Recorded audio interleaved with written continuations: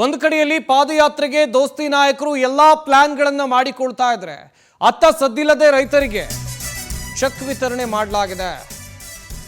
Bidadi township ಯೋಜನೆಯ ಜಟಾಪಟಿ ಮತ್ತೆ ಮುನ್ನೆಲೆಗೆ ಬರ್ತಾ ಇದೆ. ಭೂಮಿ ಕೊಟ್ಟವರಿಗೆ ಚೆಕ್ ವಿತರಣೆ ಮಾಡಲಾಗಿದೆ. ನಿನ್ನೆ ಒಂದೇ ದಿನ 74 ಮಂದಿ ರೈತರಿಗೆ 117 ಕೋಟಿ ರೂಪಾಯಿ ಪರಿಹಾರವನ್ನ ಸರ್ಕಾರದ ವತಿಯಿಂದ ವಿತರಣೆ ಮಾಡಲಾಗಿರೋದು. ರಾಮನಗರದ ಜಿಬಿಡಿಎ ಕಚೇರಿಯಲ್ಲಿ ಪರಿಹಾರ ವಿತರಣಾ ಕಾರ್ಯವನ್ನ ಮಾಡಲಾಯಿತು. ಜಿಬಿಡಿಎ ಅಧ್ಯಕ್ಷ ಗಾಣಗಕಲ್ ನಟರಾಜ್ ನೇತೃತ್ವದಲ್ಲಿ ಪರಿಹಾರದ ಚೆಕ್ ಅನ್ನು ಕೊಡಲಾಗಿದೆ. ಯೋಜನೆಗೆ ಒಪ್ಪಿಗೆಯನ್ನು ಸೂಚಿಸಿ ಭೂಮಿ ಕೊಟ್ಟವರಿಗೆ ಶೀಘ್ರವಾಗಿ ಪರಿಹಾರವನ್ನ ಕೊಡಲಾಗುತ್ತೆ. ಬಲವಂತವಾಗಿ ಭೂಮಿಯನ್ನ ಕಿತ್ಕೊಳ್ತಾ ಇಲ್ಲ ಅಂತೇಳಿ ಜಿಬಿಡಿಎ ಅಧ್ಯಕ್ಷ ಹೇಳಿಕೆಯನ್ನು ಕೊಟ್ಟಿದ್ದಾರೆ. ಪ್ರತಿ ದಿವಸ 50 ಭೂಮಾಲೀಕರಿಗೆ ಚೆಕ್ ಅನ್ನು ನೀಡಿ ಒಪ್ಪಿಗೆಯನ್ನು ಪಡೆಯೋಕ್ಕೂ ಕೂಡ ಪ್ಲಾನ್ ಅನ್ನು ಹಾಕಿಕೊಳ್ಳಲಾಗಿದೆ. ಒಂದು ಕಡೆಯಲ್ಲಿ ಬಿಡದಿ ಟೌನ್ಶಿಪ್ ಅನ್ನು ವಿರೋಧಿಸಿ ರೈತರು ಆಲ್ರೆಡಿ ಹೋರಾಟವನ್ನು ಕೈಗೊಂಡಿದ್ದಾರೆ. ದೋಸ್ತಿ ನಾಯಕರಿಂದ ಪಾದಯಾತ್ರೆಗೆ ರೂಪುರೇಷೆಯನ್ನು ಮಾಡಲಾಗ್ತಾ ಇದೆ. ಆದರೆ ಸರ್ಕಾರ ಏನು ಮಾಡ್ತಾ ಇದೆ ಅಂತ ಹೇಳಿದ್ರೆ ಪರಿಹಾರದ ಚೆಕ್ ವಿತರಣೆ ಮಾಡುವಂಥ ಕೆಲಸ ಆಗ್ತಾ ಇದೆ ಸರ್ಕಾರದ ವತಿಯಿಂದ. ನಿನ್ನೆ ಒಂದೇ ದಿವಸ 117 ಕೋಟಿ ರೂಪಾಯಿ ಮೊತ್ತದ ಚೆಕ್ ಅನ್ನು ರೈತರಿಗೆ ವಿತರಣೆ ಮಾಡಲಾಗಿದೆ. ನೋಡ್ತಾ ಇರ್ಬೋದು ರೈತರಿಗೆ ಚೆಕ್ ಅನ್ನು ವಿತರಣೆ ಮಾಡಿರುವಂಥ ದೃಶ್ಯಗಳನ್ನು.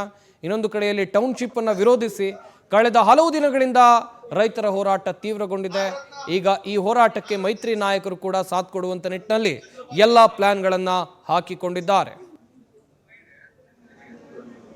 74 ಜನಗಳಿಗೆ 4 ಹಳ್ಳಿಗಳು ಕೆಂಪೈನಪಾಳ್ಯ, ಹೊಸೂರು, ಮೇಜರ್ ಹೊಸೂರು, ಅಳ್ಳಾಳ್ಸಂದ್ರ, ಬನಗಿರಿ ಈ 4 ವಿಲೇಜ್ನ ಸರ್ವೆ ನಂಬರ್ಗೆ ಇವತ್ತು 74 ಜನಕ್ಕೆ 117 ಕೋಟಿ ರೂಪಾಯಿ ದುಡ್ಡುಗಳನ್ನು ಇವತ್ತು ನಮ್ಮ ಜಿಬಿಡಿಎ ವತಿಯಿಂದ ರೈತರಿಗೆ ನೇರವಾಗಿ ಸಂದಾಯ ಆಗ್ತಾ ಇದೆ. ಅದ್ರ ಜೊತೆಯಲ್ಲಿ ಏನು ನಾವು ಶೇರಿಂಗ್ ಬಾಂಡ್ಗಳನ್ನು ಕೊಡ್ತಾ ಇದ್ದೀವಿ ಅದನ್ನು ಕೂಡ ಪ್ರತ್ಯೇಕವಾಗಿ ಇವಾಗಲೇ ಅದೇ ರೈತರುಗಳಿಗೆ ಕೊಡ್ತಕ್ಕಂಥದ್ದು, ಬೇರೆ ರೈತರುಗಳು ಶೇರಿಂಗ್ ತೊಗೊಂಡವ್ರಿಗೆ ರೈತರುಗಳನ್ನ ಕೊಡ್ತಕ್ಕಂಥದ್ದು, ಮತ್ತು ಏನು ಶೇರಿಂಗ್ ತಗೋತಾ ಇದ್ದಾರೆ ಅವರಿಗೆ 5 ಲಕ್ಷ ರೂಪಾಯಿ ಇಡಿಗಂಟು ಅಂತೇಳಿ ನಾವು ಜೀವನೋಪಾಯ ಕೊಡ್ತಾ ಇದ್ದೀವಿ. ಅದನ್ನು ಕೂಡ ಇವತ್ತು ನೇರವಾಗಿ RTGS ಮೂಲಕ ಅವರ ಖಾತೆಗೆ ವರ್ಗಾವಣೆಯನ್ನು ನಾವು ಮಾಡ್ತಾ ಇದ್ದೀವಿ. ಸರ್, ಈಗ ನಮಗೆ ಟೋಟಲ್ಲು 1084 ಅರ್ಜಿಗಳು ಕ್ಯಾಶ್ಗಾಗಿ ಬಂದಿದೆ.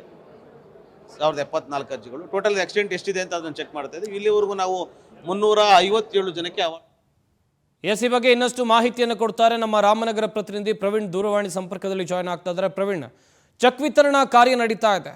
ಒಂದ್ ಕಡೆಯಲ್ಲಿ ಜನ ಭೂಮಿ ಕೊಡೋಕೆ ಒಪ್ತಾ ಇಲ್ಲ, ಇನ್ನೊಂದು ಕಡೆಯಲ್ಲಿ ಚೆಕ್ ಹೋಗಿ ತಗೊಂಡು ಬರ್ತಾ ಇದ್ದಾರೆ.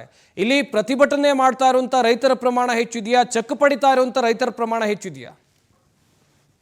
ಸಂಬಂಧ ಬಿಡದಿ ಟೌನ್ಶಿಪ್ ನ ಜಟಾಪಟಿ ಮತ್ತೆ ಮುಂದುವರಿತಾ ಇರುವಂತದ್ದು. ಒಂದ್ ಕಡೆ ದೋಸ್ತಿ ನಾಯಕರು ಟೌನ್ಶಿಪ್ ಯೋಜನೆಯನ್ನ ವಿರೋಧ ಮಾಡಿ ಪಾದಯಾತ್ರೆ ಮಾಡ್ಬೇಕು ಅಂತ ಹೇಳಿ ಸಿದ್ಧತೆಯನ್ನ ಮಾಡ್ಕೊಂಡಿದ್ರೆ, ಮತ್ತೊಂದ್ ಕಡೆ ಭೂಮಿಯನ್ನ ಕೊಟ್ಟು ಪರಿಹಾರದ ಚೆಕ್ ಅನ್ನ ಭೂ ಮಾಲೀಕರು ಪಡೆದುಕೊಳ್ತಾ ಇರುವಂತದ್ದು. ನಿನ್ನೆ ಒಂದೇ ದಿನ ಸುಮಾರು 74 ಮಂದಿ ಭೂ ಮಾಲೀಕರಿಗೆ ಸುಮಾರು 117 ಕೋಟಿ ಪರಿಹಾರದ ಚೆಕ್ ಅನ್ನ ರಾಮನಗರದ ಜಿಬಿಡಿಎ ಕಚೇರಿಯಲ್ಲಿ ಜಿಬಿಡಿಎ ಅಧ್ಯಕ್ಷ ಗಾಣಕಲ್ ನಟರಾಜ್ ನೇತೃತ್ವದಲ್ಲಿ ಕೊಟ್ಟಿರುವಂತದ್ದು. ಒಂದ್ ಕಡೆ ಪಾದಯಾತ್ರೆ ಮಾಡ್ಲಿಕ್ಕೆ ಸಜ್ಜನ ಮಾಡ್ಕೊತಾ ಇದ್ರೆ, ಮತ್ತೊಂದ್ ಕಡೆ ಭೂಮಿಯನ್ನ ಕೊಟ್ಟು ರೈತರು ಪರಿಹಾರವನ್ನು ಕೂಡ ಪಡೆದುಕೊಳ್ತಾ ಇರುವಂತದ್ದು. ಇದುವರೆಗೂ 1084 ರೈತರು ಭೂಮಿಯನ್ನ ನಾವು ಕೊಡ್ತೀವಿ ಅಂತ ಹೇಳಿ ಪ್ರಾರಂಭಿಕ ಮೊದಲ ಹಂತದಲ್ಲಿ ಅರ್ಜಿಯನ್ನ ಕೊಟ್ಟಿರುವಂತದ್ದು. ಏನೋ ನೋಟಿಫಿಕೇಶನ್ ಹಾಕಿರುವಂತ ರೈತರು ಅದರಲ್ಲಿ ಈಗಾಗಲೇ 357 ಮಂದಿಗೆ 460 ಕೋಟಿ ಪರಿಹಾರದ ಹಣವನ್ನು ಕೂಡ ಕೊಟ್ಟಿರುವಂತದ್ದು. ಒಂದ್ ಕಡೆ DK ಶಿವಕುಮಾರ್ CM ಅವರು ಹೇಳ್ತಿದ್ರು 2 ತಿಂಗಳ ಕಾಲ ಯಾವುದೇ ರೀತಿ ಬಲವಂತದ ಭೂಮಿಯನ್ನ ಪಡೆದುಕೊಳ್ಳೋದಿಲ್ಲ, ರೈತರು ಒಪ್ಪಿಗೆ ಕೊಟ್ಟರೆ ಮಾತ್ರ ನಾವು ಅವರಿಗೆ ಪರಿಹಾರದ ಹಣವನ್ನ ಕೊಡ್ತೀವಿ ಅಂತ ಹೇಳಿ ತಿಳಿಸಿದ್ರು. ಆ ನಿಟ್ಟಿನಲ್ಲಿ ಯಾರು ಭೂಮಿಯನ್ನ ಕೊಡ್ಲಿಕ್ಕೆ ರೈತರು ಒಪ್ಕೊಂಡಿದ್ದಾರೆ ಅಂತ ರೈತರಿಗೆ ಪರಿಹಾರದ ಚೆಕ್ ಅನ್ನ ದಾಖಲಾತಿಗಳನ್ನ ತೆಗೆದುಕೊಂಡು ಪರಿಹಾರದ ಚೆಕ್ ಅನ್ನ ಕೊಡ್ತಾ ಇರುವಂತದ್ದು. ಮತ್ತೊಂದ್ ಕಡೆ ಪ್ರತಿನಿತ್ಯ ಸುಮಾರು 40 ರಿಂದ 50 ಜನ ಭೂ ಮಾಲೀಕರಿಗೆ ಪರಿಹಾರವನ್ನ ಕೊಡ್ತಾ ಇದೀವಿ ಅಂತೇಳಿ ಜಿಬಿಡಿಎ ಅಧ್ಯಕ್ಷ ಹೇಳ್ತಾ ಇರುವಂತದ್ದು. ಮತ್ತೆ ಒಂದ್ ಕಡೆ ಹಲವು ದಿನಗಳಿಂದ ರೈತರು ಯೋಜನೆಯನ್ನ ವಿರೋಧಿಸಿ ಹೋರಾಟವನ್ನ ಮುಂದುವರೆಸಿದ್ರೆ, ಮತ್ತೊಂದ್ ಕಡೆ ಇದೀಗ ಭೂ ಮಾಲೀಕರು ಕೂಡ ಹಂತವಾಗಿ ತಮ್ಮ ಭೂಮಿಯನ್ನ ಕೊಟ್ಟು ಪರಿಹಾರವನ್ನ ಪಡೆದುಕೊಳ್ಳಿಕ್ಕೆ ಮುಂದಾಗ್ತಾ ಇರುವಂತದ್ದು. ಎಲ್ಲ ಒಂದ್ ಕಡೆ JDS ಬಿಜೆಪಿ ದೋಸ್ತಿ ನಾಯಕರು ಇಬ್ರು ಸೇರಿ ಪಾದಯಾತ್ರೆಗೆ ಸಿದ್ಧತೆ ಮಾಡ್ಕೋತಾ ಇದ್ರೆ, ಮತ್ತೊಂದ್ ಕಡೆ ಈ ರೀತಿ ರೈತರು ಹಂತವಾಗಿ ಒಂದಷ್ಟು ಗೊಂದಲಗಳಿತ್ತು. ಸಾಕಷ್ಟು ರೈತರುಗಳಿಗೆ ಪರಿಹಾರನ ತೆಗೆದುಕೊಳ್ಬೇಕಾ ಅಥವಾ ನಾವು ಹೋರಾಟವನ್ನ ನಡೆಸಬೇಕಾ ಅನ್ನೋ ನಿಟ್ಟಿನಲ್ಲಿ ಅದ್ರ ನಡುವೆ ಕೂಡ ಒಂದಷ್ಟು ರೈತರುಗಳು ಕೂಡ ದಿನನಿತ್ಯ ಬಂದು ಜಿಬಿಡಿಎ ಕಚೇರಿಗೆ ಪರಿಹಾರದ ಹಣವಾದ ಮುಖಾಂತರ ಚೆಕ್ ಅನ್ನ ಪಡೆದುಕೊಳ್ತಾ ಇರುವಂತದ್ದು. ಇದು ದೊಡ್ಡ ಮಟ್ಟದ ಒಂದ್ ರೀತಿ ಹೋರಾಟ ಮಾಡ್ತಾ ಇರೋ ರೈತರು ಜೊತೆಗೆ ಪರಿಹಾರ ತೆಗೆದುಕೊಳ್ತಾ ರೈತರ ನಡುವೆ ಒಂದಷ್ಟು ಗೊಂದಲಗಳಿರುವಂತದ್ದು. ಆ ನಿಟ್ಟಿನಲ್ಲಿ ಪರಿಹಾರ ತೆಗೆದುಕೊಳ್ಳಿಕ್ಕೂ ಒಂದಷ್ಟು ರೈತರು ಮುಂದಾಗ್ತಾ ಇರುವಂತದ್ದು. ಎಲ್ಲೋ ಒಂದ್ ಕಡೆ ಯೋಜನೆಗೆ ಸರ್ಕಾರ ರೈತರ ಪರವಾಗಿ ಈ ರೀತಿ ಕೆಲಸಗಳನ್ನ ಮಾಡ್ತಿದ್ಯಾ ಅನ್ನುವಂಥದ್ದು ಒಂದ್ ಕಡೆ. ಮತ್ತೊಂದ್ ಕಡೆ ಯಾವುದೇ ಕಾರಣಕ್ಕೂ ಯೋಜನೆನ ಮಾಡಬಾರ್ದು ಅಂತ ಹೇಳಿ ದೋಸ್ತಿ ನಾಯಕರು ಪಾದಯಾತ್ರೆಗೆ ಸಿದ್ಧತೆಯನ್ನ ಮಾಡ್ಕೊಂಡಿರುವಂತದ್ದು. ಸಂಪತ್, ಥ್ಯಾಂಕ್ ಯು ಪ್ರವೀಣ್ ತಮ್ಮೆಲ್ಲ ಡೀಟೇಲ್ಸ್ಗಾಗಿ.